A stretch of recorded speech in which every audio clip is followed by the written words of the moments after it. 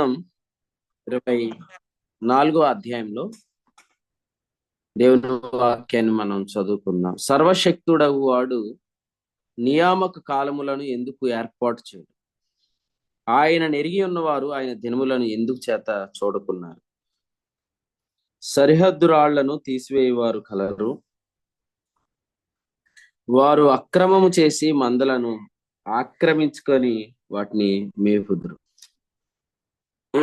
తర్వాత దేశంలో జరిగే దాని గురించి యోబు ఇందులో మాట్లాడాడు. సర్వశక్తుడగు వాడు నియామక కాలములను ఎందుకు ఏర్పాటు చేయడు అన్నాడు. సర్వశక్తి గలవాడు నియామక కాలాలను ఏర్పాటు చేస్తాడా చేయడా అంటే ఏర్పాటు చేశాడు. సర్వశక్తుడగు వాడు నియామక కాలములను ఏర్పాటు చేశాడు. మనం చాలాసార్లు ఏమంటామంటే కాలము తప్పకుండా సమాధానం ఇస్తదే అంటాం కదా. కాలము సమాధానం ఇస్తదే అంటాం. ఈ హోప్ చాలా మందిలో ఉంది. కాలము సమాధానం ఇస్తుంది. టైం గడిచే కొద్దీ ఖచ్చితంగా జవాబులు వస్తాయి. సో ఇది క్రైస్తవ నిరీక్షణ కూడా. క్రైస్తవ నిరీక్షణ ఇదే. వాస్తవం చెప్పాలంటే క్రీస్తునందున్న వారి నిరీక్షణ ఇదే. అన్యాయం చేయవాడు అన్యాయం చేయనేమో అని చెప్పి మనం వాక్యంలో చదువుతున్నాం కదా. ప్రకటన గ్రంథం 22వ అధ్యాయంలో ఏమన్నాడు? అన్యాయం చేయవాడు ఇంకనూ అన్యాయమే చేయనేమో అన్నాడు 11వ వచనం. ఆ తర్వాత ఏమన్నాడంటే ఇదిగో త్వరగా వచ్చుచున్నాను అన్నాడు. ఇదిగో త్వరగా వస్తున్నానంటే అర్థం ఏంటి? టైం. అన్యాయం చేయవాడు అన్యాయం చేయనేమో, నేను త్వరగా వస్తున్నాను అన్నాడు. అంటే అర్థం ఏంటంటే టైం వస్తుంది అన్నాడు. కాబట్టి అన్యాయం జరుగుతుంది. అన్యాయం చేస్తున్న వారు మనకి కనబడుతున్నారు. అన్యాయం జరిగినా మీరేం బాధపడాల్సిన అవసరం లేదు, భయపడాల్సిన అవసరం లేదు. ఎందుకంటే న్యాయాధిపతి వాక్ నిలిచి ఉన్నాడు. న్యాయాధిపతి త్వరగా వచ్చుచున్నాడు. అందుచేత అన్యాయం అనే దాని విషయంలో కాలము సమాధానం ఇస్తుంది. మీరు చూడండి, కొలసీలకు రాసిన పత్రికలో వాక్యంలో ఏముందంటే, కొలసీలకు రాసిన పత్రిక 3వ అధ్యాయం 25వ వచనంలో అన్యాయము చేసిన వానికి తాను చేసిన అన్యాయం కొలది మరలా లభించును, పక్షపాతం ఉండదని చెప్పాడు. అన్యాయం చేసిన వానికి తాను చేసిన అన్యాయం కొలది మరలా లభించును, పక్షపాతం అంట. కాబట్టి అన్యాయం గురించి మీరు బాధపడొద్దు. కారణం ఏంటంటే సమయం వచ్చేస్తుంది. కాలము ఆయన ఏర్పాటు చేశాడు. నిర్ణయ కాలం ఏర్పాటు చేశాడు. మనం కొన్నిసార్లు అంటే ఎంత అన్యాయమా, ఎంత అక్రమమా, ఎంత దౌర్జన్యమా అని అంటాం కదా. ప్రభు ఏమంటున్నాడు? అన్యాయం చేసిన వానికి అన్యాయం కొలది లభించు.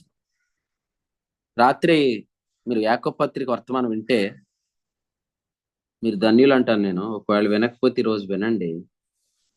ఒక పాపిని దేవుడు నీతిమంతునిగా తీరుస్తున్నాడంటే ఆ పాపాన్ని ఆయన ఎంత సీరియస్ గా తీసుకున్నాడు.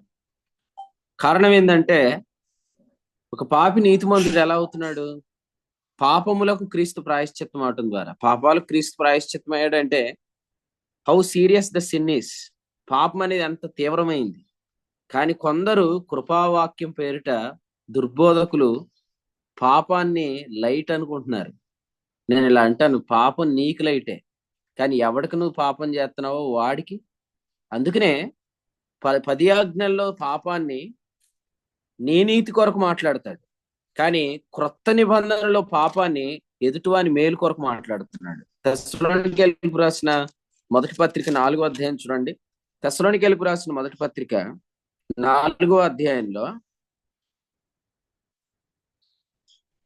ఇక్కడ ఏముందంటే 3వ వచనంలో మీరు పరిశుద్ధులవుటే అనగా మీరు జారత్వమునకు దూరముగా ఉండుటే దేవుని చిత్తము. మీలో ప్రతివాడును దేవుని ఎరుగని అన్యజనుల వలె కామాభిలాష ఎందు కాక పరిశుద్ధత ఎందును ఘనత ఎందును తన ఘటమును ఎట్లు కాపాడుకొనవలనో అది ఎరిగి ఉండుటే దేవుని చిత్తం అన్నాడు కదా. ఇక్కడ చెప్పిన పరిశుద్ధత పరిశుద్ధులు అనే పరిశుద్ధత అనే ఫలమా? ఇక్కడ చెప్పిన పరిశుద్ధత పరిశుద్ధులు అనే పరిశుద్ధత కాదు, పరిశుద్ధత అనే పరిశుద్ధత. ఫలం అనే పరిశుద్ధత. అంటే దేవుని ఎదుటి పరిశుద్ధత కాదు. 10 ఆజ్ఞల క్రింద పరిశుద్ధత ఏంటి? 10 ఆజ్ఞల క్రింద నీతి ఏంటి? దేవుని ఎదుటి నీతి. కాబట్టి 10 ఆజ్ఞల క్రింద పాపం చేయొద్దని ఎందుకు చెప్పాడు? నీ నీతి కొరకు, నా నీతి కొరకు చెప్పాడు. కానీ ఇక్కడ ఎందుకు చెప్పాడు చూడండి, 6వ వచనం చదవండి. 6. ఈ విషయమందు ఎవడును అతిక్రమించి తన సహోదరునికి మోసము చేయకుండా వలడు. అంటే ఇక్కడ ఎక్కువ కన్సర్న్ ఏంటి? న్యూ కవెనెంట్ లో పొరుగు వానికి కీడు జరగకూడదు.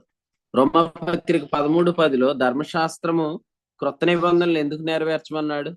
పాత నిబంధనలో ధర్మశాస్త్రం ఎందుకు నెరవేర్చాలి? నీతిమంతులు అవటానికి. క్రొత్త నిబంధనలు ఎందుకు? పొరుగు వానికి కీడు జరగకూడదు. ఇప్పుడు మీరు దీన్ని బట్టి ఆలోచన చేయండి.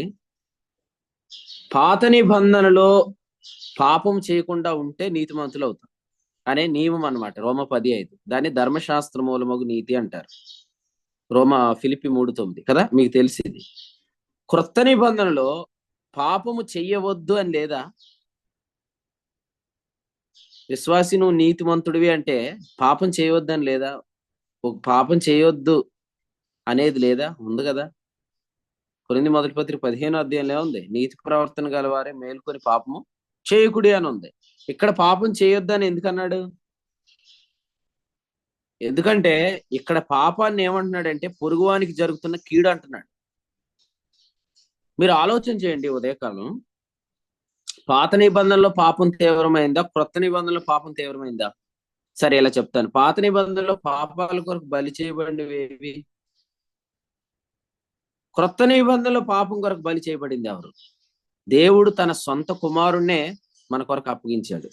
రోమాపత్రిక 8వ అధ్యాయము 31వ వచనంలో ఇలా అన్నాడు, ఇట్లుండగా ఏమందుము తన సొంత కుమారుణ్ణి మన కొరకు అనుగ్రహించటకు వినికిది. అంటే how serious the sin is under the new covenant. క్రొత్త నిబంధనలో పాపం ఎంత తీవ్రమైంది. కానీ కొందరు ఏమనుకుంటున్నారంటే తప్పు చేసినా మనం దేవుని ఎదుట నీతిమంతులం అంటే ఇప్పుడు క్రొత్త నిబంధనలు ఆయన తప్పుని చూచి చూడనట్టుగా ఉన్నాడని. నేను మిమ్మల్ని అడుగుతాను, చూచి చూడనట్టుకున్న కాలాలు ఏవి? చూస్తున్న కాలాలు ఏవి? ఇది చూచి చూడనట్టున్న కాలమా? సరే, మీరు ఇలా అనుకోండి, మీరు చిన్న అబద్ధమే ఆడారు, మీరు దేవుని ఎదుట నీతిమంతులు అంటే దాని అర్థం ఏంటి? అబద్ధం సీరియస్ థింగ్ కాదన్నా. ఆ అబద్ధం కొరకు యేసుప్రభు ప్రాయశ్చిత్తం అయ్యాడని రాశాడు అక్కడ. యోహాను మొదటి పత్రిక 2వ అధ్యాయం మొదటి 2 వచనాల్లో అబద్ధం కొరకు క్రీస్తు చచ్చిపోయాడు అంటే అబద్ధం ఎంత సీరియస్ థింగ్. కానీ కొంతమంది చాలా మంచినీళ్ళు తాగినట్టు అబద్ధాలు ఆడతారు అంటారు చూసారా, అట్లా అబద్ధాలు ఆడేస్తారు. ఎవరేళ్ళు? వాళ్ళ స్టేటస్లు చూడండి, I am the righteousness of God in Christ అని పెడుతున్నారు. వాళ్ళ డీపీలు చూడండి, I am the righteousness of God in Christ. నిజంగా మీరు స్టేటస్లో ఫోటోల్లో పెడుతున్నారు కానీ నిజంగా మీరు I am the righteousness of God in Christ అనే కాన్షియస్నెస్ కలిగి ఉంటే మీరు అసలు అబద్ధం ఆడటానికి కూడా మీరు తెగించరు అనమాట. అబద్ధం అనేది కూడా చాలా తీవ్రమైన పాపం. మీకు ఇంకోటి తెలుసా, మీరు గమనించుకుంటున్నారో లేదో కానీ మీరు చేస్తున్న ప్రతి పాపం విషయంలో విశ్వాసిని దేవుడు ఆ పాపం ఎంత తీవ్రమైందో తెలియపరిచే రోడ్లోని గుండా తీసుకొని వెళ్తాడు. ఎందుకంటే పాత నిబంధనలో ఉన్నవారు ఎవరు ఆయన కుమారులు కాదు కాబట్టి, వారు కుమారులు కాదు కాబట్టి వాళ్ళకి శిక్షణ లేదు. క్రొత్త నిబంధనలో ఉన్నవాడు కుమారుడు కాబట్టి వాడు తప్పు చేసినప్పుడు వాడికి తెలియాలి ఏమనంటే, మరి మన సహోదరులందరిలో జ్యేష్ఠ సహోదరుడు ప్రభు అయిన క్రీస్తు. మరి ఆ జ్యేష్ఠుడిని దేవుడు మన కొరకు అప్పగించాడంటే ఆ పాపం ఎంత తీవ్రమైంది. నువ్వు ఆ పాపాన్ని పాపమే కాదంటున్నావు అంటే అర్థం ఏంటి? అందుచేత ఈ ఉదయకాలం మనం తెలుసుకోవాల్సింది ఏంటంటే, అన్యాయం చేసిన, అక్రమం చేసిన, అబద్ధం ఆడిన వీటన్నిటికీ కూడా టైంలో సమాధానాలు వచ్చేస్తాయి. ఇప్పుడు నిర్ణయ కాలాలు. వారి నివాస యొక్క స్థలం యొక్క పొలిమేరలు ఆయన ఏం చేశాడు అన్నాడు, ఏర్పరిచాడు. అపోస్తలుల కార్యాలు 17వ అధ్యాయం మనం వెళ్దాం అక్కడికి. యోబు గ్రంథం నుంచే అపోస్తలుడైన పౌలు వాక్యం చెప్పాడు ఏథెన్స్ పట్టణంలో. కాబట్టి ప్రియులారా, కాలములు ఏర్పరచబడ్డాయి. కాలములు ఏర్పరచబడ్డాయి. ఇంకోటి తెలుసా, అసలు మన ప్రతి ఉదయం వాక్యం ఎందుకు వింటాం అనుకున్నారు? రాబో కాలానికి మంచి పునాది వేసుకుంటున్నాం మనం. తిమోతి మొదటి పత్రిక 6వ అధ్యాయం 18లో ఏమన్నాడు? వారు వాస్తవమైన జీవమును సంపాదించుకున్న నిమిత్తము రాబో కాలమునకు మంచి పునాది. క్యాలెండర్లో ఏ రోజు మంచిదో చూసుకునే అపవిత్రమైన పెదవులు గల ప్రజల మధ్య వసిస్తున్నాం. కానీ అత్యున్నతమైన సింహాసనం మంది ఆసీనుడైన ప్రభువుని చూస్తున్నాం. అందుచేత మనము వీళ్ళందరి మధ్యలో రాబోయే కాలానికి మంచి పునాది వేసుకుంటున్నాం. ఈ రోజు నాకు మంచిది, మీకు మంచిది కాకపోవచ్చు. ఈ రోజు మీకు మంచిది, నాకు మంచిది కాకపోవచ్చు. ఎప్పుడంటే మీరు మంచి కాలానికి పునాది వేసుకోకపోతే ఆ రోజులు మీకు మంచి కాదు. ఎవరి దినాలను వాళ్ళే సిద్ధపరచుకోవాలి. ఎవరి దినాలను వాళ్ళే సిద్ధపరచుకోవాలి. పేతురు మొదటి పత్రిక 3:10 కూడా చెప్పాడు కదా, జీవమును ప్రేమించి. నేను ఈ ఉదయకాలం దాన్ని కొంచెం మాడిఫై చేసి చెప్పాలనుకుంటున్నాను. పేతురు రాసిన మొదటి పత్రిక 3వ అధ్యాయం 10వ వచనాన్ని ఈ ఉదయకాలం ఇలా చదువుకోండి. ఏమనంటే, సమాధానం వెతికే వారికి మంచి దినాలే అన్ని.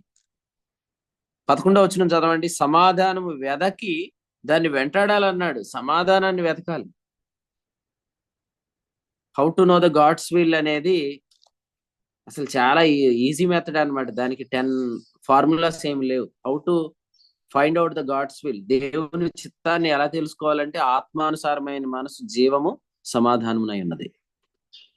ఎక్కడైతే మీకు ఆ హోల్నెస్, ఆ కంప్లీట్నెస్, ఆ షాలోమ్, ఆ పీస్ మీకు ఎక్కడ కనిపిస్తుందో అదే సరి అయిన త్రోవ. ఇదే సరి అయిన త్రోవ, ఇందులో నడవండి అని మీకు అర్థమైపోయింది. ఈ త్రోవ ఇంతకు ముందు మీరు వెళ్ళిన త్రోవ వంటిది కాదు. So how to find the God's will, how to find the God's వే.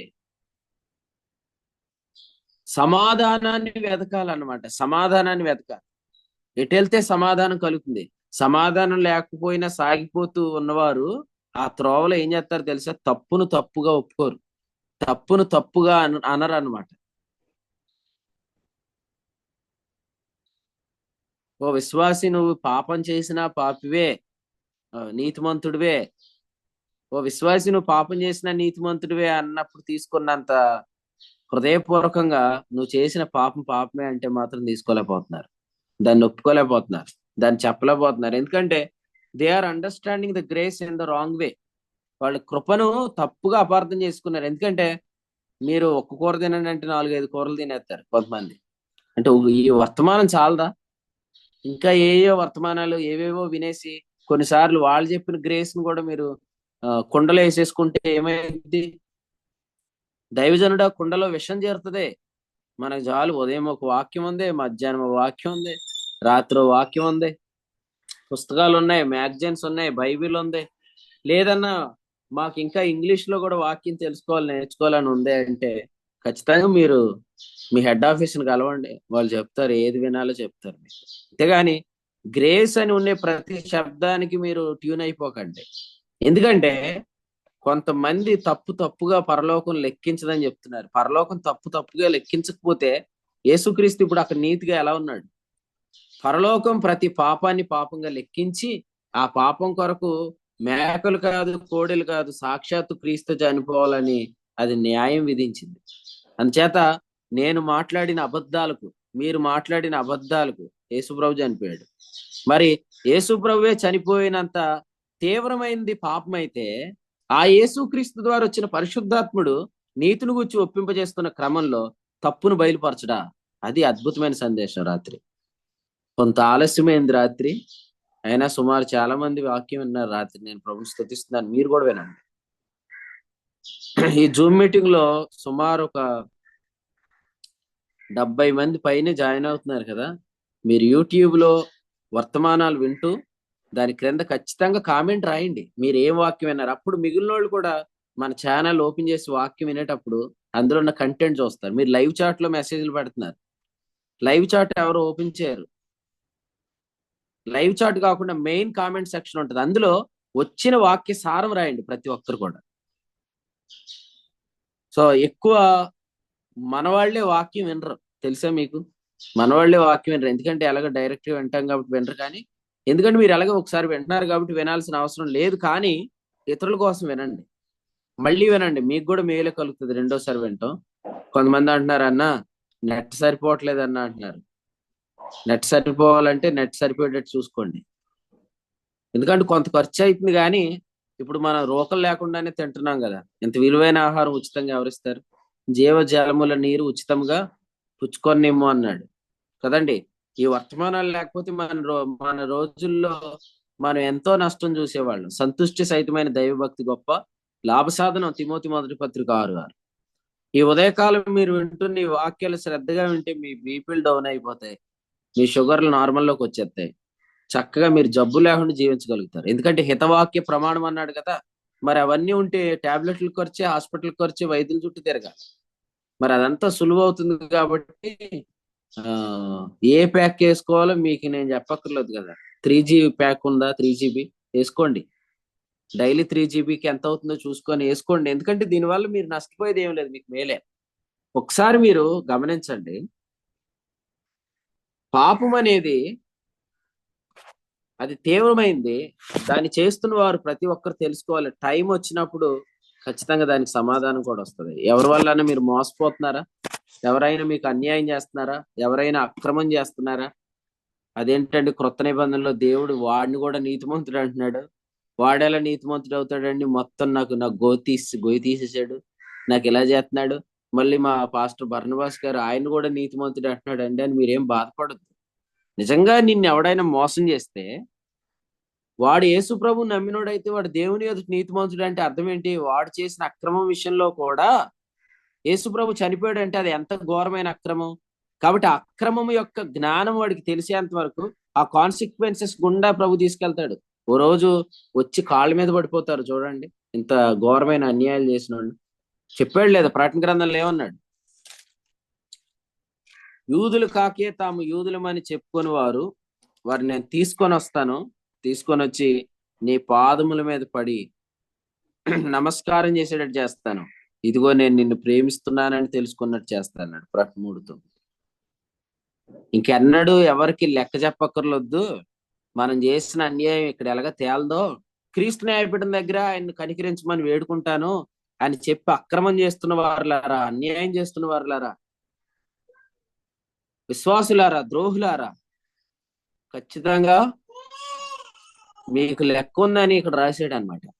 లెక్క ఉందా లేదా? మీరు ఎలా కూడా ప్రార్థన చేయండి. రాబోయే జీవం కాదుగా మన నిరీక్షణ. మనం ఎందుకు ఈ జూమ్ మీటింగ్ లో వాక్యం వింటున్నాం? అసలు మన పరిచయ ఉద్దేశం ఏంటి? రాబోయే జీవమా? ఇప్పుడు జీవం కాదా? ఇప్పుడు జీవమే కదా. ఇప్పుడు జీవం అంటే న్యాయం ఎప్పుడు జరగాల? ఇప్పుడే జరుగుతుంది. చాలా కొన్ని దినాల్లోనే దేవుడు న్యాయం చేస్తాడు. లూకాసు వార్త 18లో ఏమన్నాడు? దేవుడు తాను ఏర్పరచుకొని వారు దివారాత్రం మొర్రపెట్టుచుండగా వారి కొరకు న్యాయం తీర్చడం, త్వరగా న్యాయం తీర్చునని ఉంది. చాలా గొప్ప న్యాయం వస్తుంది. రూపాయి తినేసి ఎగిరి దన్నోళ్ళు ఉంటారుండ్రా. దేవుడు వదులుతాడా? న్యాయం చేస్తాడు. మీరు లెక్కలు చెప్పుకోద్దేక, అయ్యా నేను ఇలా చూశాను, అలా చేశాను, అలా అన్నాను, ఇలా అన్నాను, కానీ ఎంత ఎంత ద్రోహమా, ఎంత అన్యాయమా అని మీరు బాధపడాల్సిన అవసరం లేదు. దేవుడు ఆ వాల్యూని వాళ్ళకి తెలిసేటట్టు చేస్తాడు.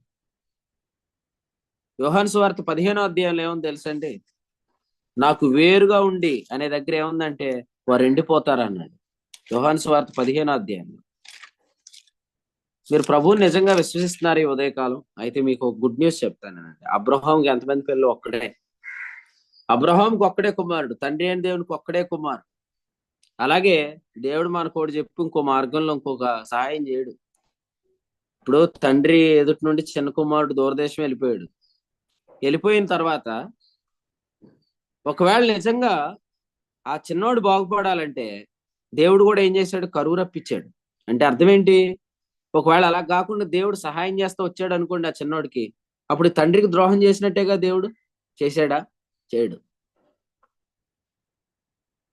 వాడు వచ్చి ఒప్పుకున్నాడు ఏమనంటే, పరలోకమునకు విరోధంగాను నీకు విరోధంగాను నేను పాపం చేసి అనే సీరియస్నెస్, ఆ సిన్ యొక్క సీరియస్నెస్ వాడు తెలుసుకున్నాడు, వచ్చాడు ఇంటికి.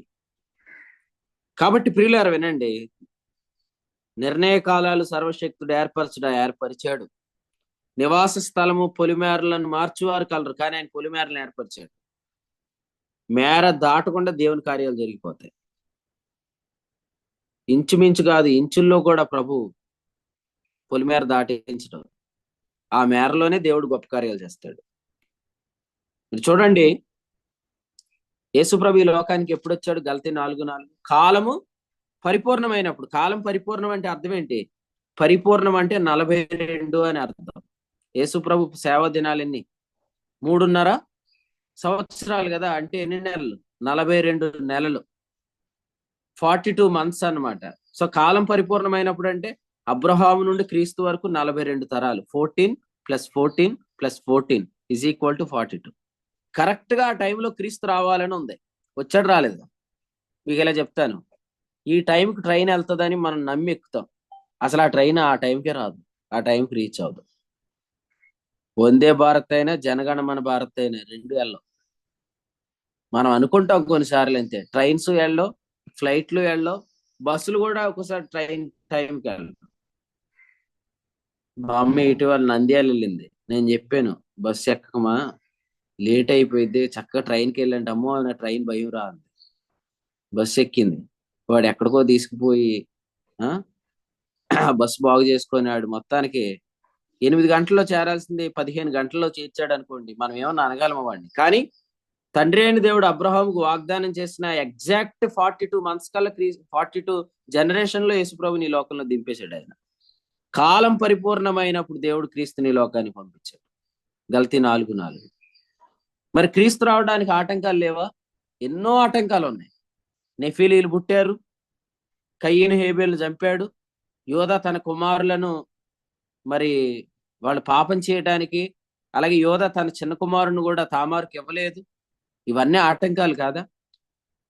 ఈ ఆటంకాలన్నిటిలో కూడా ఎక్కడ కార్యం ఆలస్యం అవ్వలేదు. కరెక్ట్ గా ఆ నివాస స్థలం యొక్క పొలిమేరను ఏర్పరిచాడు. ఆ ఆయన ఏర్పరిచిన మేరలోనే క్రీస్తు లోకానికి వచ్చేసాడు. ఆత్మ కార్యాలు అనుకున్న సమయానికి జరిగిపోతాయి. ఎలా జరుగుతాయి? నేను లేకపోతే ఎలా జరుగుతాయి? అసలు ఎలా చేస్తారు అని అంటే, ఎలా చేస్తారో నువ్వు చూస్తావుగా. ఆయన ఎలా చేస్తాడో మీరు చూస్తారు. ఎందుకంటే ఆయన మాకు చెప్పాడు. ఏమని చెప్పాడు తెలుసా? నేనేం చేస్తాను మీరు చూడండి అన్నాడు. నిర్గమకాండం 19వ అధ్యాయంలో గద్దరెక్కల మీద మోసి నేను మిమ్మల్ని ఎట్లు చేర్చుకుంటున్నా మీరు చూచిత్రి అన్నాడు. కాబట్టి నేను ఎలా చేస్తానో నువ్వు చూస్తావని నాకు చెప్పాడు అనుకోండి, అప్పుడు మీరు నాకు ఎలా చేస్తాడో మీరు చూస్తారు. ఎప్పుడు చేస్తానన్నాడు? రూతు గ్రంథం 3వ అధ్యాయం ఆఖరి వచనం. రేపా, ఎల్లుండా, నేటి దినము నెరవేర్చితేనే కానీ ఆ మనుషుడు ఓరకుండడు అన్నాడు. అంటే చెయ్యలేక చేతకాని వాళ్ళు రేపు అంటారు, చేయలేక చేతకాని వాళ్ళు రేపు అంటారు. కానీ ప్రభు అంటాడు నేడను సమయము ఉండగానే. నీకు తెలుసా ఈ టైం కూడా యేసుప్రభు కొన్నాడు.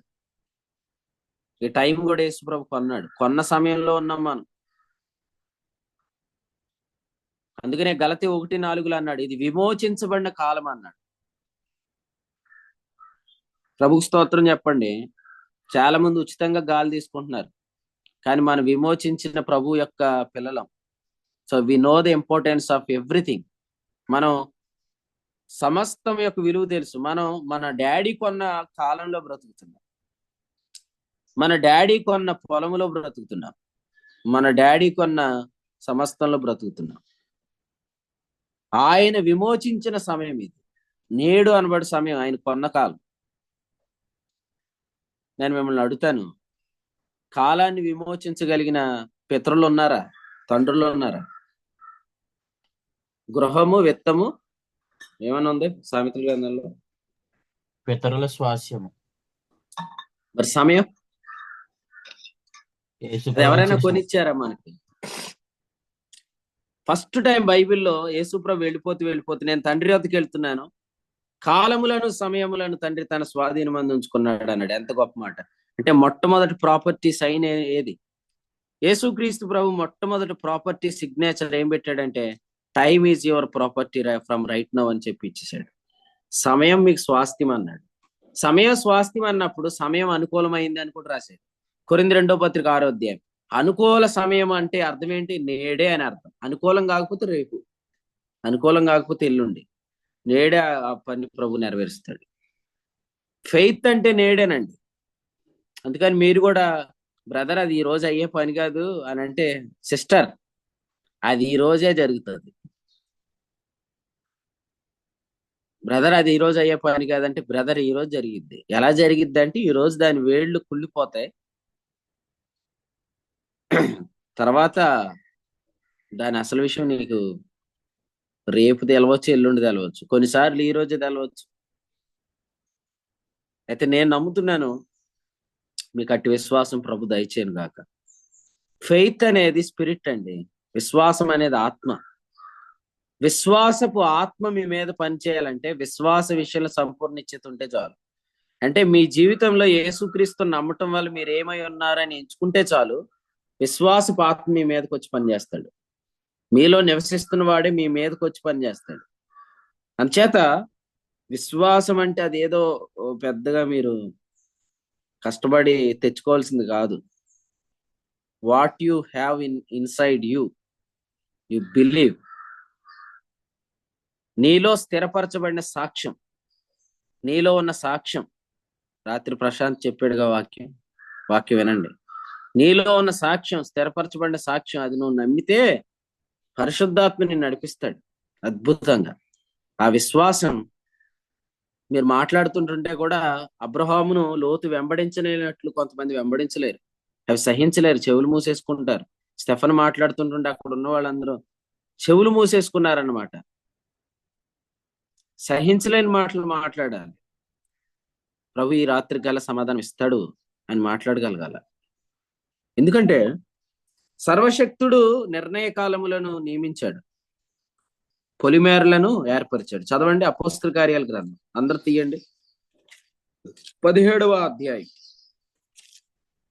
17వ అధ్యాయం వచనం 26, 27 వచనం. మరియు యావత్ భూమి మీద కాపురముండుటకు ఆయన ఒకరి నుండి ప్రతి జాతి మనుషులను సృష్టించి, వారు ఒకవేళ దేవుణ్ణి తడవులాడి కనుగొందురేమో అని తన్ను వెదుకు నిమిత్తము నిర్ణయ కాలమును వారి నివాస స్థలము యొక్క పొలిమేరలను ఏర్పరచెను. తర్వాత లైన్ కూడా చదువు. ఆయన మనలో ఎవరికి దూరంగా ఉండువాడు కాడు. దేవునికి స్తోత్రం. ఆయన మనలో ఎవరికి దూరంగా ఉండువాడు కాడు. ఇది అవిశ్వాసులతో ఏథెన్సులో పౌలు చెప్పాడు, ఆయన ఎవరికి దూరంగా ఉండువాడు కాదు. ఎస్, నిజంగానే అక్కడ రాశాడుగా 31, తాను నియమించిన మనుషుని చేత. కాబట్టి దేవుడు నియమించిన మనుషుని నిర్ణయ కాలంలో పంపించాడు. ఇప్పుడు మనం క్రీస్తునందు ఉన్నాం. ఇప్పుడు మనం ఇంకా ధైర్యంగా చెప్పొచ్చు, ఆయన మనకు దూరంగా ఉన్నవాడు కాదు.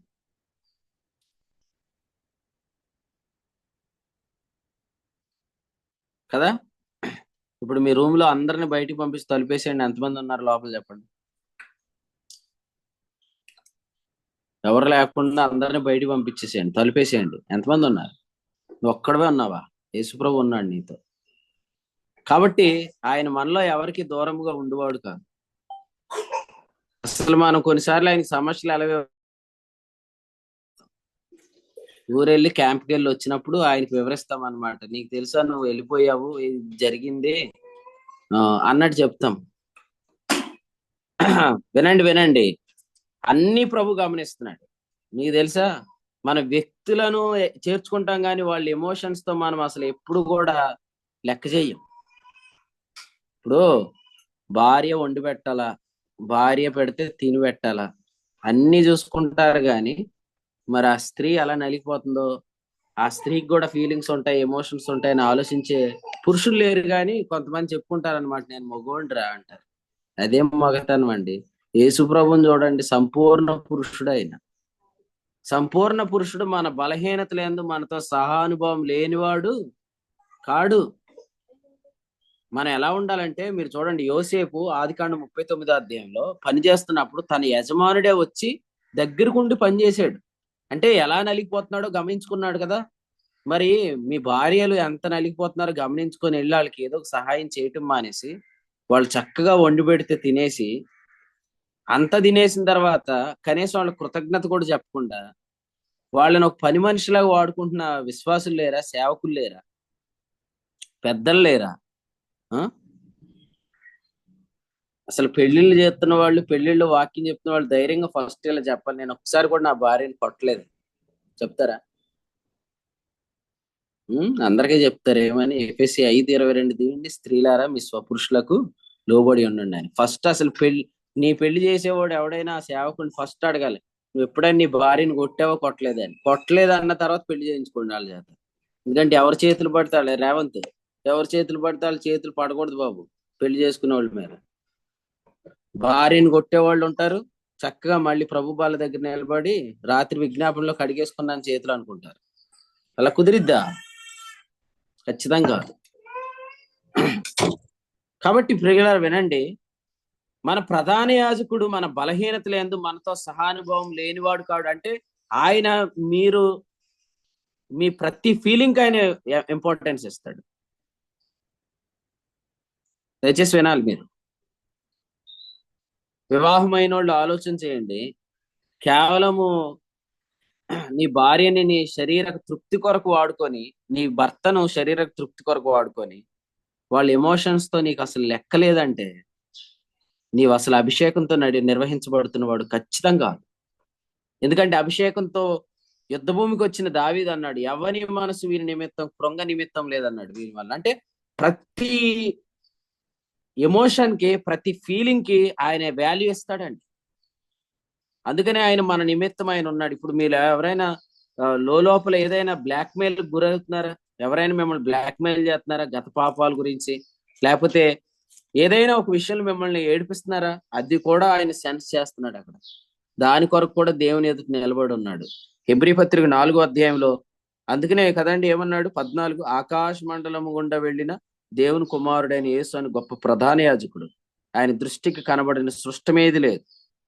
మన బలహీనతలేంది ఆయన మనతో సహానుభవం లేనివాడు కాడు. మీరు చెప్పండి, ఒక విషయాన్ని కరెక్ట్ గా కనుగొనాలంటే ఎంత హైట్కి వెళ్ళాలి? అంత హైట్ కి ఆయన వెళ్ళాడు. హైట్కి వెళ్తేనే కదా. ఇప్పుడు చేపలు ఎక్కడ పడతాయో రేడియోలో వార్తలు ఎలా చెప్తారు? మత్స్యకారులకి వార్తల్లో చెప్తారు కదండి, చేపలు ఎక్కడ పడతాయి ఎలా చెప్తారు? సో ఆ హైట్ లోకి వెళ్ళిన శాటిలైట్ ద్వారా ఇప్పుడు తెలుసుకుంటున్నారు. మరి యేసుప్రభు ఎవరు? మన ఎమోషన్స్ కూడా అర్థం చేసుకోవాలి అనే ఉద్దేశంతో అంత హైట్కి వెళ్ళాడు. అంత హైట్కి వెళ్తే గానీ మన ఎమోషన్స్ ని సెన్స్ చేయలేడు ఆయన.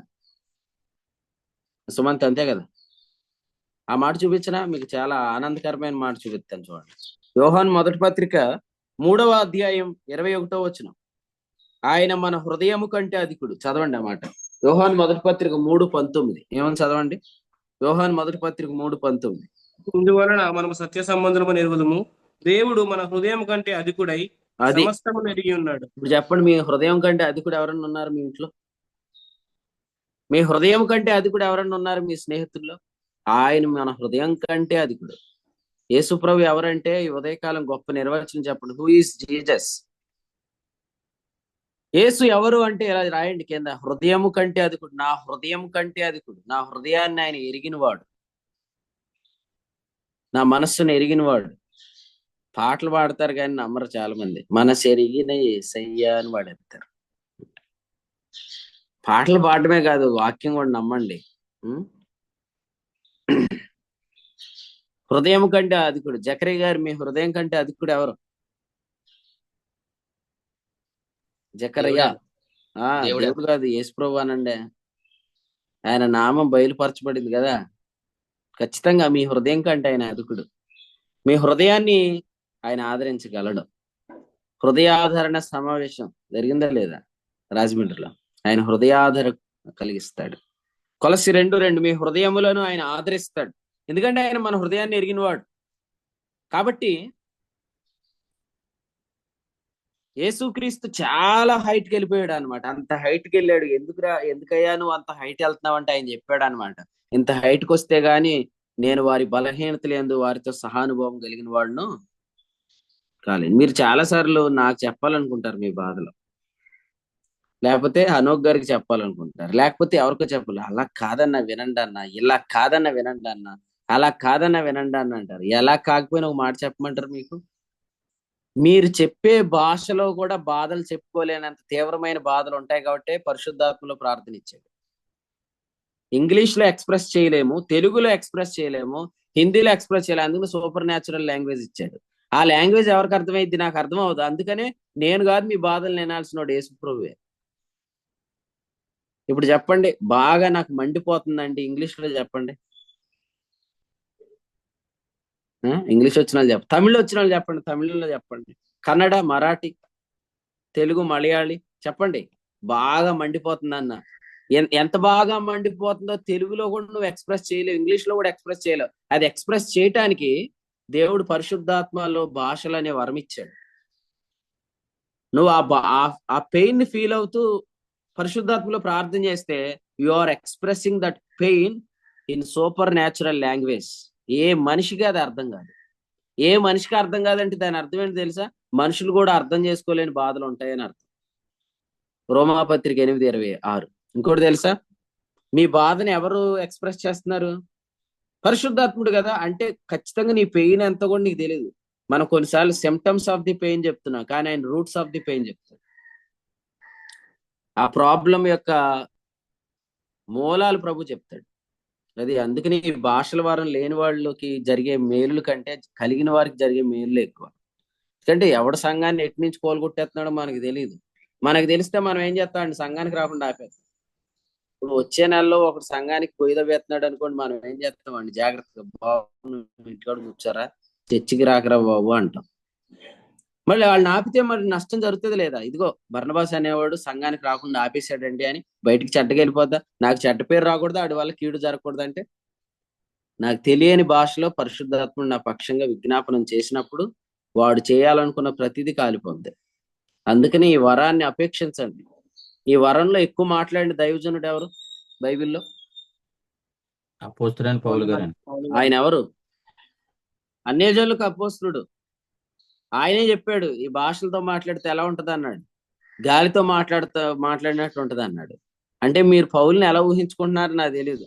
పౌలు మీరు ఎప్పుడు చూసినా గాలితో మాట్లాడినట్టు కనపడతాడు, పిచ్చోడా.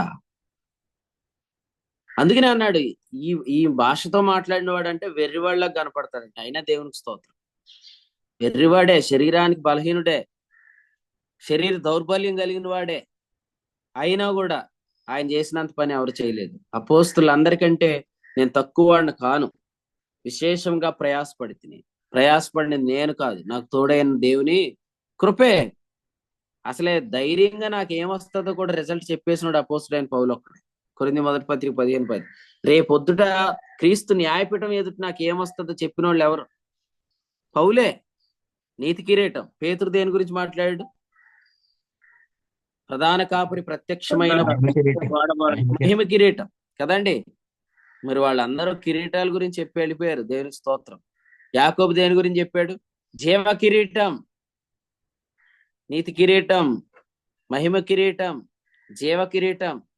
పత్రికలు రాశారంటే వాళ్ళందరూ ముందుగానే చెప్పారు మా కిరీటాలు ఉన్నాయి అని చెప్పి వెళ్ళారు. దేవునికి స్తోత్రం చెల్లిద్దాం.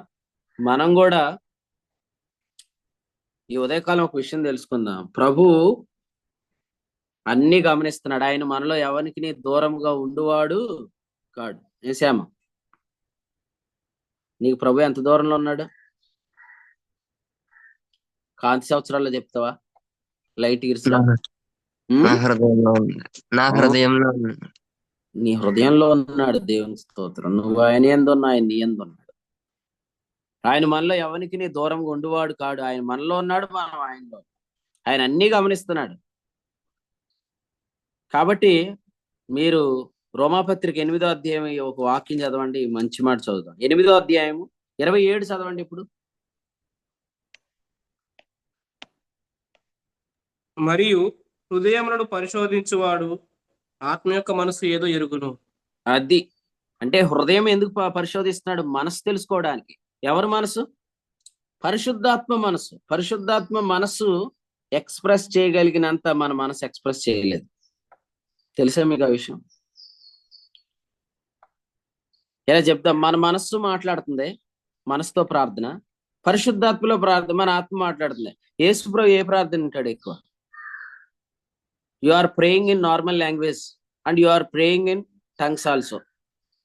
So Jesus Christ is tuning towards which mind? Your mind or spirit's mind?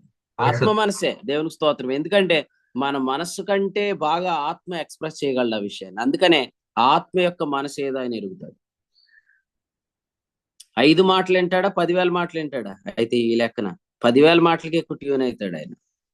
ఎందుకంటే 5 మాటల కంటే ఎక్కువగా మనం మాట్లాడడానికి మనకు లాంగ్వేజ్ లేవు. దౌర్భాగ్యం ఏంటంటే దౌర్భాగ్యం అనొచ్చు, అది మనకి బెనిఫిట్ అవ్వయింది. ఇప్పుడు మనకే ఒక నెగిటివ్ పాజిటివ్ అయింది ఏంటంటే మనకి ఇన్ని లాంగ్వేజ్లు ఉన్నాయి, కానీ మనిషి యొక్క బాధను ఎక్స్ప్రెస్ చేయగలిగిన లాంగ్వేజ్ అంతగా డెవలప్ అవ్వలేదు, ఏది లేదు. మనుషుల భాషలు ఎన్ని ఉన్నాయి? లోకంలో ఎన్నో విధములకు భాషలు ఉన్నాయని అన్నాడు కదా, రాశాడు లేదా? కొరింథీ 1:14 ఏమన్నాడండి? లోకములో ఎన్నో విధములకు భాషలు ఉన్నాయన్నాడు 10వ. ఎన్నో విధములకు భాషలు కూడా మన బాధను చెప్పలేవు.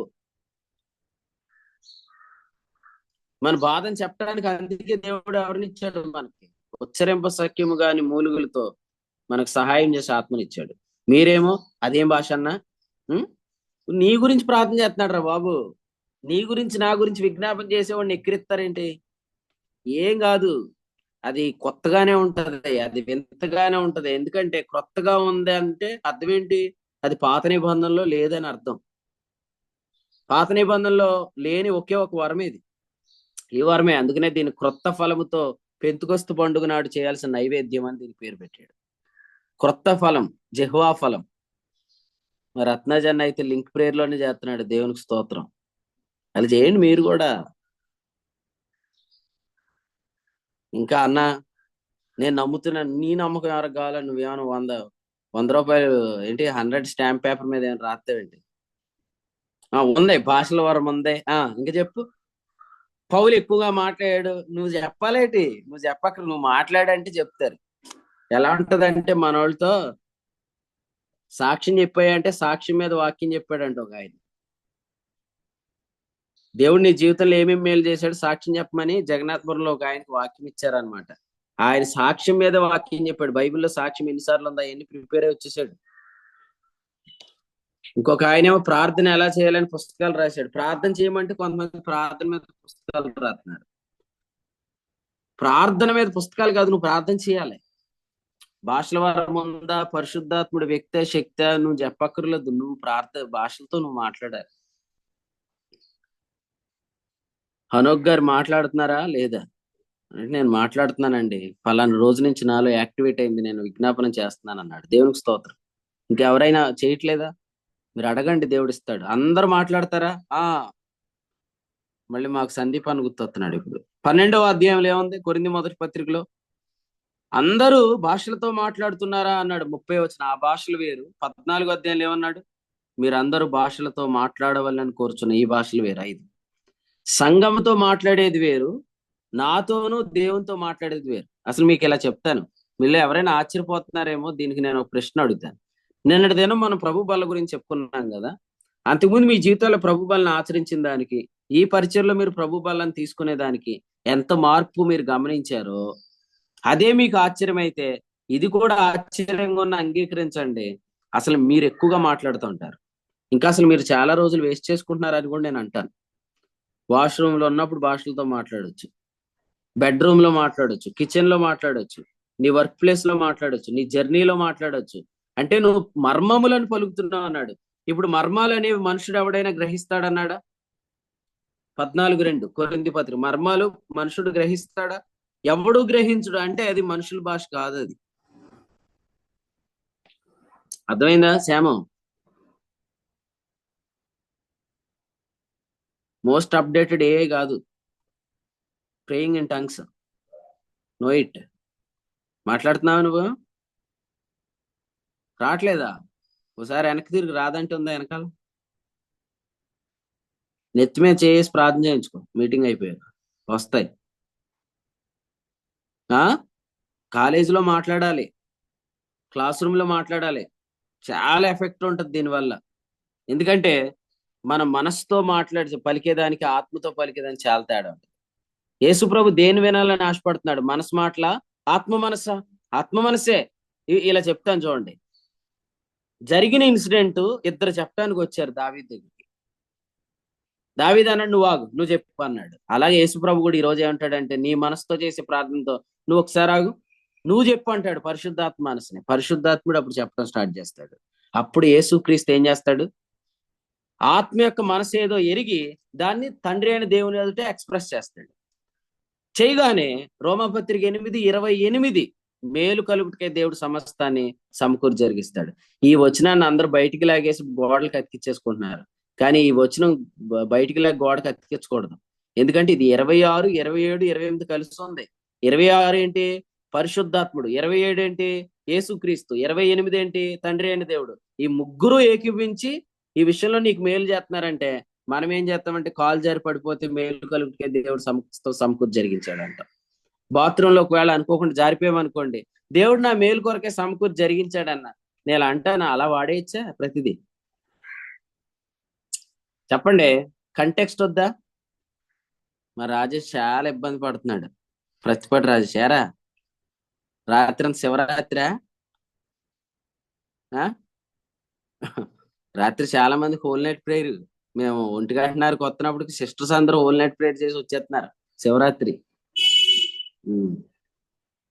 వినండి వినండి, నేను చెప్పింది విన్నారా? ఇప్పుడు మీరు మా లాజరస్ అన్న ఉన్నాడు, అన్నా ఇదిగో నువ్వేమో పాస్టర్వే కానీ నువ్వు వైట్ షర్ట్ వేయట్లేదని నాకు వైట్ క్లాత్ ఇచ్చాడు అనమాట. బట్టలు కుట్టించుకొని ఇచ్చాడు. ఇవ్వలేదండో, ఇవ్వమని కూడా కాదులే, నా దగ్గర పని అవదు. ఇప్పుడు ఇచ్చాడు లాజరస్ అన్న ప్రేమతో. ఒకరోజు మా ఇంటికి వచ్చాడు లాజరస్ అన్న. వచ్చినప్పుడు ఆయన నాకు ఇచ్చిన ఈ క్లాత్ నేను షర్ట్స్ కుట్టించుకోకుండా వాటిని గోని పట్ట కింద వాడాను అనుకోండి, బాధపడ్డా. అలాగే మీరు వాక్యాలు కూడా మీ ఇష్టం వచ్చినట్టు వాడేయకండి దయచేసి. కంటెక్స్ట్ లో నుంచి తీయాల వాక్యాన్ని. ఫస్ట్ ప్రైమరీ అప్లికేషన్ అర్థం అవ్వాలా, దెన్ సెకండరీ అప్లికేషన్ లోకి వెళ్ళాలి. ప్రైమరీ అప్లికేషన్ ఏంటి? మేలు కలుగుడితే దేవుడు సమస్తాన్ని సమకూర్చి జరిగిస్తున్నాడు అనే దగ్గర జరిగిస్తుంది ఎవరు? తండ్రి. ఆ తండ్రి మేలు చేయడానికి కారణం ఎవరు? యేసుక్రీస్తు. ఆ యేసుక్రీస్తు తండ్రికి చెప్పడానికి మూలం ఎవరు? పరిశుద్ధాత్ముడు. అంటే పరిశుద్ధాత్ముడు మీలోంటి భాషలు మాట్లాడుతున్నప్పుడు అవి యేసుక్రీస్తు విని దాన్ని తండ్రికి చెప్తున్నాడు. ఆ తండ్రి ఆ వాటిని చేస్తున్నాడు అని రాశాడు అక్కడ. మీరేమో ఇవన్నీ వదిలేసి ప్రతిదానికి మేలు కలుగుటే దేవుడు సమస్తాన్ని సమకూర్చి జరిగిస్తున్నాడు అని రాయకూడదు. సో అందుకనే మీలో ఎవరైనా మంచిగా వాక్యాలు వాడేసే వాళ్ళు ఉంటే మీకు ఉదయకాలం ఈ వాక్యాన్ని వాడేటప్పుడు దాన్ని ఎక్కడి నుంచి తీసుకొస్తున్నాం అనేది చాలా ప్రాముఖ్యమైనది. అర్థమైందా? జాన్ అన్న, నీ తబలా మీద ఈ వచనం రాసావనుకో, రోమ 8:28, నాకు ఫోన్ చేయి అన్న. తబలా మీద నేను మంచి భలే ఉంది స్టిక్కర్ అని మేలు కలుగుటే దేవుడు సమస్తాన్ని సమకూర్చి జరిగిస్తున్నాడని రాశానంటే నేను 26, 27 ఎక్కడానికి కత్తిరించుకొని తెస్తాను. ఆ 2 కూడా అంటించుకోవాలి, 3 అంటించాలా, ఎందుకంటే 3 ఉన్నాయాడ. కాబట్టి మీరు తెలుసుకోండి, మీ జీవితంలో మేలు కలగటానికి దేవుడు సమస్తాన్ని సమకూర్చి జరిగించడానికే ఈ ఆత్మను మీకు ఇచ్చాడు. ఎంత అద్భుతం! మీరు ఇప్పుడు ఒకసారి బైబిల్ తెరిచి చదవండి, మీకు అర్థమైపోద్ది కంటెక్స్ట్. 8:26, 8:27, 8:28. 8:26 మనలో ఉన్న విజ్ఞాపనకర్త, 8:27 పరలోకంలో ఉన్న విజ్ఞాపనకర్త. వీళ్ళిద్దరు విజ్ఞాపన విని మనకు మేలు చేసే పరలోకపు తండ్రి. అప్పుడు అంటాడు, ఏమంటాడు తెలుసా? ఇట్లుండగా మనకు విరోధి ఎవడో. ఇట్లుండగా మనకు విరోధి ఎవడు అంటే మన విరోధికి భాష అర్థమైద్దా? జాన్పల్లి, మీ ఏరియాలో తెలుగే మాట్లాడతారా, ఇంకేమైనా మాట్లాడతారా? వేరే భాషలో ఉందా లేదా? కానీ ఆ భాష కూడా అందరికి అర్థమైపోద్ది. మనుషుడు ఎవడను గ్రహించిన భాష ఉంటుంది. అది నువ్వు మాట్లాడుతున్నావా పార్వతీపురంలో? ఇంకా రాలేదా? ఇంకా లేదు. అయ్యో, నువ్వు తొందరగా రప్పించాలా, ఎందుకంటే పార్వతీపురంలో ఎంతో సేవ ఆగిపోద్ది, జరిగించాలా. కనబడని ఎన్నో ఆటంకాలు ఉన్నాయి, వాటిని యేసు ప్రభు నామమున అగ్నితో కాల్చేసి గడప క్రింద నుండి పారు నది నీరు అక్కడికి రావాలన్నమాట. ఆ నీళ్ళు ఎక్కడికి వస్తుంది? అక్కడ సమస్త జలచరములు బ్రతుకుతాయి. ఉప్పు నీరు మంచినీరు అయిపోద్ది. అక్కడ విస్తారముగా చేపలు పడతాయి. అక్కడ సకల జాతి వృక్షాలు పెరుగుతాయి. చేత ఇట్టి గొప్ప కృప శ్రీకాకుళానికి, పార్వతీపురం మన్యానికి అందునుగాక. ప్రభు తలంపులు మనందరి వినికిడిలో దీవించుగాక. అప్పుడే వాక్యం అయిపోయింది అనుకోకండి, చాలా వాక్యం చెప్పాను. మీరు మళ్ళీ వినండి, చాలా ఆదరణగా ఉంటుంది. ఈ ఉదయకాలం వాక్యం ఏంటంటే, దేశంలో జరుగుతున్నంత యోబు చెప్పాడు, కానీ సర్వశక్తుడు నిర్ణయకాలాన్ని ఏర్పరుస్తాడని అప్పుడు యోబు ఇంకా తెలుసుకోలేదు. కానీ మనకు తెలుసు, కాలం పరిపూర్ణమైనప్పుడు క్రీస్తు పంపించాడు. ఇప్పుడు కూడా టైం దాటిపోకముందే న్యాయం చేస్తాడు. కాబట్టి దేవుడు న్యాయం ఖచ్చితంగా చేస్తాడు. కాబట్టి నీళ్లు తాగినట్టుగా అబద్ధాలు ఆడొద్దు. నీ భార్యతో కానీ భర్తతో గాని పిల్లలతో గాని. ఎందుకంటే ప్రతి పాపం యొక్క జ్ఞానం అర్థమయ్యేటట్టుగా ప్రభు కాన్సిక్వెన్సెస్ ని అలౌ చేస్తాడు. చేత మనం అందరం కూడా అన్యాయం జరుగుతున్నప్పుడు బాధపడొద్దు. నిర్ణయ కాలమును దాని నివాస స్థలం యొక్క పొలిమేరను ఆయన ఏర్పరిచాడు. అది దాటకుండానే ప్రభు న్యాయం చేస్తాడు. కాబట్టి దాటిపోవాడు కాదు మన ప్రభు అయిన యేసుక్రీస్తు. ఆయన నిలిచాడు, వారిని పిలిచాడు. నీకేం చేయాలని అడిగాడు. ఆయన వెంటనే తన చేతులు రెండు తన కళ్ళు మీద పెట్టాడు. కన్నులు తెరవబడ్డాయి. ఆ వ్యక్తి ఎరుకో నుండి యెరూషలేముకి ఎక్కి వెళ్ళాడు. తన జీవితంలో సమస్తాన్ని పొందుకున్నాడు. కాబట్టి ప్రభు సరైన టైంలో మన జీవితాల్లో అద్భుత కార్యాలు జరిగిస్తాడు. మన చాలా ధన్యులు. ఎందుకంటే రేపు, ఎల్లుండి, వచ్చే నెల, వచ్చే సంవత్సరం, వచ్చే కాలం అంతటికి మనం పునాదులు వేసేసుకుంటున్నాం. కాబట్టి వరద వచ్చినా వాన వచ్చినా మనకేమవుతాం. కాబట్టి అట్టి ధైర్యం కలిగి జీవితాన్ని కొనసాగిద్దాం. ఆత్మ ప్రభు మీ అందరికి సహాయం చేయను కాక. ఆమేన్. యోబు గ్రంథం 24 అధ్యాయం నుంచి ప్రభు మరొక శ్రేష్టమైన వర్తమానం ద్వారా తన దాసుని వాడుకుని అందించిన వర్తమానాన్ని బట్టి ప్రభుని స్తుతిస్తున్నాం. ఈ యొక్క అధ్యాయంలో యోబు మాట్లాడుతూ సర్వశక్తుడు నీ యొక్క కాలం ఎందుకు నిర్ణయించడు అని ప్రశ్నతో ప్రారంభమైనటువంటి ఈ యొక్క వాక్యం, దేవుడు ఇప్పుడైతే కాలం పరిపూర్ణమైనప్పుడు తన సొంత కుమారుని పంపించి మనకి ఒక కాలాన్ని, నేడు అనబడే సమయాన్ని, అనుకూలమైన సమయాన్ని నిర్ణయించినటువంటి ఈ యొక్క సమయం ఎంత ప్రాముఖ్యమైందో, ఈ సమయంలో దేవుడు మనతోటి, మన హృదయాల కంటే అధికుడుగా మనతోటి ఆయన ఉన్నాడని, కాబట్టి ఇప్పుడు న్యాయం అనేది త్వరగా జరుగుతుందని, అలాగే పాపం ఆ కాలం అయితే ముందు జరిగినటువంటి కాలం అయితే అది దేవుడు చూసి చూడనట్టు విడిచిపెట్టాడు. కానీ ఇప్పుడైతే తన సొంత కుమారుడినే పాపానికి బలిగా అర్పించినటువంటి కాలంలో పాపం యొక్క, ఇప్పుడు పాపం చేస్తే దాని వెల ఏంటనేది ప్రభు చాలా స్పష్టంగా మనతో మాట్లాడారు. కాబట్టి ఇంకా అనేక విషయాలు ప్రభు ఈ యొక్క వర్తమానం ద్వారా మాట్లాడారు. ఆడియో పంపించబడుతుంది కాబట్టి మరొకసారి విని మేలు పొందాలని తెలియజేస్తూ శ్రేష్టమైన వర్తమానం అందించిన సేవకులకు కూడా కుడి పక్షం వందనాలు తెలియజేస్తున్నా. ఇప్పటి వరకు నిలిచి వాక్యమైన ప్రియులకు కూడా వందనాలు తెలియజేస్తున్నాం. అలాగే ఈరోజు సాయంత్రం రాజమండ్రిలో జరిగే బైబిల్ స్టడీ కొరకు ప్రార్థన చేయండి. వీలు కలిగిన వారు పాలు పంపులు పొందండి. ఈ సమయంలో దేవుని సేవకులు సత్యప్రసాద్ గారు ఇంజన్ లో పరిచయం చేస్తున్నా. సత్యప్రసాద్ గారు ముగింపు ప్రార్థన చేసి కూడికను ముగింపు చేస్తారు. వందాలండి.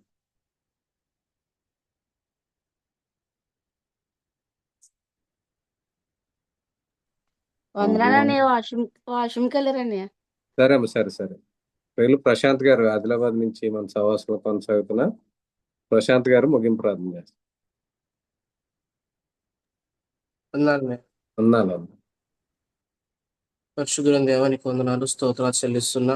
మిమ్మల్ని ప్రేమించి మరొకసారి ఉదయకాల సమయంలో మాకు ఇచ్చిన శ్రేష్టమైన వర్తమానం బట్టి మీకు వందనాలు చెల్లిస్తున్నాం. సర్వశక్తుడగు వాడు నియామక కాలములను ఎందుకు ఏర్పాటు చేయడం యోబు అంటున్నాడు. కానీ నాయన నిర్ణయ కాలాన్ని మీరు సిద్ధపరిచారు.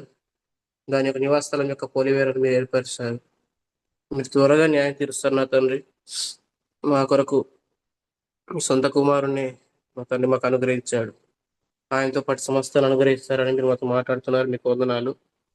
ఆయన కొత్త నిబంధనలు కృప కింద ఆయన పాపం చేయడం అంటే ఇంత సీరియస్ మీరు మాతో మాట్లాడుతున్నారు. ఆయన ప్రభు పాపం యొక్క జ్ఞానాన్ని తెలుసుకుంటూ దాని పర్యావసనాలు గుండా వెళ్ళినప్పుడు ప్రభు మరి ఆ పాపం చేస్తున్న వ్యక్తి ఖచ్చితంగా ఆ పర్యావసనం కూడా వెళ్తాడు, తప్పును తెలుసుకుంటాడని మా ప్రభు మీరు ఉదయకాల సమయంలో మాతో మాట్లాడారు. మీకు వందనాలు చెల్లిస్తున్నా. బయట చాలా దుర్బోధులు ఉన్నాయి ప్రభు. పాపం చేసిన నీతిమంతులమని నాయన అనే విషయాన్ని మా ప్రభు బోధిస్తూ నాయన పాపాన్ని ప్రేరేపిస్తున్నట్టుగా ఉన్నారు ప్రభు. కానీ తను నాయన ప్రభు మరి ఏమాత్రం తండ్రి పాపాన్ని ఎంకరేజ్ చేసే పరిచయం కాదు. కృప అనేది ఆయన పాపం చేయడానికి లైసెన్స్ కాదని మెరిగి ఉన్నాం తండ్రి. మీకు వందనాలు చెల్లిస్తున్నాం. నీతిమంతుడైన ఉత్తరవాది మా పక్షం మందు పరలోకంలో నివసిస్తున్నాడు. మేము పాపం చేయకుండాకై ఆయన అక్కడ మరి తండ్రి ఉత్తరవాదిగా ఉన్నాడని నమ్ముచున్నాం ప్రభు. నీకు వందనాలు మా ప్రభు. మరి తండ్రి ఎవరైతే అక్రమం చేస్తున్నారో మా తండ్రి, ఎవరో అయితే అన్యాయం చేస్తున్నారో మా తండ్రి, మా ప్రభు వారందరినీ ఫిలదెల్ఫియా సంగతి మీరు చెప్పారు ప్రభు. వారందరి పాదముల మీద పడి నమస్కారం చేయుదురు అని చెప్పారు ప్రభు. మా తండ్రి ఖచ్చితంగా మీరు నిర్ణయకాలు నిర్ణయించారు ప్రభు. ఆ కాలంలోనే ప్రభు, ఆ కాలంలోపే మా తండ్రి మీరు దాన్ని త్వరగా న్యాయం తీరుస్తారని ఉదయకాల సమయంలో మాతో మాట్లాడారు, మీకు వందనాలు చెల్లిస్తున్నా. నాయన మా బలహీనత తెలిగిన దేవుడు ప్రభువా, మరి క్రొత్త ఫలములతో మమ్మల్ని నింపుతున్నారు, భాషల వరాన్ని ఇచ్చి నాయన ప్రభువావు మేమేమి ఎలా ప్రార్థన చేయాలో, యుక్తంగా ప్రార్థన చేయాలో మాకు తెలియదు కానీ మా తను ఉచ్చరింపశకంగా మూలులతో విజ్ఞాపనం చేస్తున్నప్పుడు హృదయాలను ఎరిగిన దేవుడు అయ్యా మా ప్రభువా, మరి దేవ మా ప్రార్థన అంగీకరిస్తున్నాడు. మా హృదయం కంటే అధికుడై నాయన మా మొరను ఆలకిస్తున్నందుకు మీకు స్తోత్రాలు తండ్రి. ఆ భాషల వరం ఏదైతే ఉందో ప్రభు, అది మనుషుడు ఎవడును గ్రహింపడు మా తండ్రి. అలాంటి సూపర్ న్యాచురల్ మా ప్రభు వరాన్ని మాకు ఇస్తున్నందుకే మీకు స్తోత్రాలు. భాషతో మాట్లాడేవాడు 10,000 మాటలు పలుకుతున్నాడు ప్రభు, అత ఆత్మ ద్వారా మర్మములు పలుకుతున్నాడని నాయన.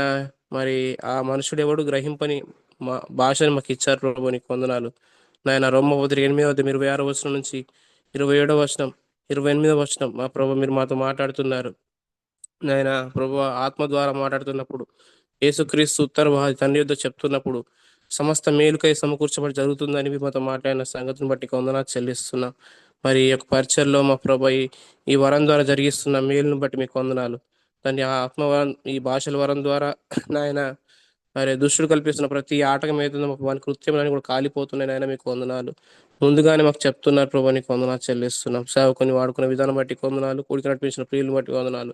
వర్తమాన విన ప్రతి ఒక్కరిని బట్టి మా ప్రభు, ప్రతి ఒక్కరూ ఆ వరం పొందుకోవాలి మా తండ్రి. ప్రతి ఒక్కరు వరం పొందుకొని అందులో మాట్లాడాలి ప్రభా, సహాయం చేయండి, కృప చూపించండి నాయన. మా ప్రధాన యాజకుడు మా బలహీనతలందు మా ప్రభు సహానుభవం గలవాడు నాయన. మా ప్రభ మరి ఆత్మ ద్వారా మాట్లాడుతున్నప్పుడు ఖచ్చితంగా దాన్ని నెరవేరుస్తాడని నమ్ముచున్నాం ప్రభు, కృప చూపించండి మా ప్రభు. ఇంతవరకు ఇచ్చిన సహాయం బట్టి వందనాలు చెల్లిస్తూ సమస్త మహిమగంత ప్రభావాలు మీకే ఆరోపిస్తూ యేసుక్రీస్తు ప్రభువు నామమున ప్రార్థన చేసి కూడికలు ముగింపు చేస్తున్నాం పరమ తండ్రి, ఆమేన్. అందరికి వందనాలండి. ఆమేన్. ముగింపు ప్రార్థన చేసిన ప్రియులు ప్రశాంత్ గారికి, అలా కూడికలో ఉన్న ప్రియులందరికీ వందనాలండి. ఒకరికొకరు వందనాలు తెలియజేసి కూడికి ముగింపు చేసుకున్నాం. అందరికీ వందనాలు. అందరికీ వందనాలండి. అందరికీ వందనాలండి. అందరికీ వందనాలు. అందరికి వందనాలండి. అందరికీ వందనాలు. అందరికీ వందనాలు. అందరికీ వందనాలండి. అందరికీ వందనాలు.